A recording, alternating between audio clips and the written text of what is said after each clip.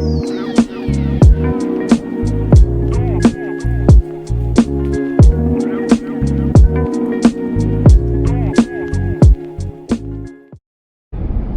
afternoon, ladies and gentlemen. Welcome to another episode of Highway Chronicles. Today we're going to talk about tandems and tandem axles on trailers, okay? Now, as you can see, you have these tandems right here. See how close they are? Now you have these pins that's up here that release these axles and allows them to slide on this platform right here. Okay, these are very important. These will help you with your turn radius when backing in to docks, parking spots, making turns, all that. Right now, most drivers that I done seen the correct way of doing things, they always adjust these tandems according to the weight in the trailer. All right, now each one of these holes adjusts that weight. Now, depending on how the load is actually loaded, like going to California, the load normally they have it to where the heaviest part of the load is at the front of the trailer, so that way the lightest part is at the back, so you can slide it up to the 6th hole. Like I said, each hole, you got 1, 2, 3, 4, 5, 6. So this is rated to go to California. Now this trailer is empty right now, so we don't have to worry about anything like that. But as you can see, you got one hole that's plugged. That's to keep the actual axles from sliding forward. Now, not all the time those are put in, have a pin welded in right there. Sometimes there's a bar going all the way across, but that just keeps the axle from sliding forward. There's one also in the back is something that keeps the axle from sliding back, which is the same thing. As you can see, the same thing. Now, I know what you're thinking. Oh, well, it's not gonna come out because you got the DOT bumper back here. No, it can still come out. I've seen it where it comes out and the whole thing's got ripped out. But these pins are important because they keep them in place. They keep the axles in place and make sure that the wheels stay locked while you're going down the road. Now, if you've ever been going down the road or next to a truck and they come to a light and you heard a loud bang, it's because those pins haven't been locked in.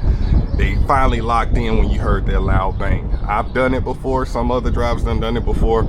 It happens and it's very loud and it scares everybody. But the reason why these pins are important, as I said before, they adjust the weight. Now, depending on how much the load is, a given figure, if you have a load that's about anywhere from 30,000 to 40,000, you can get away with driving with everything being in the 9th and 10th hole. You could, but that's depending on if they put the heavier stuff up front. If you're going to California, it's a totally different story. California got their own rules. Please understand that. Now, if you have a load anywhere from 10 to 25,000, you can put it anywhere from the 6th hole to the 8th hole.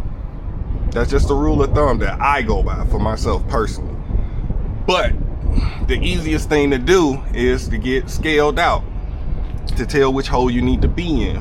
Now, anywhere from the 10th hole on back to maybe, I think the new regulation is the 12th hole.